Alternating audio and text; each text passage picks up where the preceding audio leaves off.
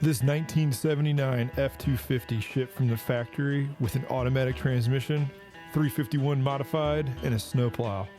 Then it served on an Air Force base for over 3 decades, plowing snow before retiring to a barn until I rescued it.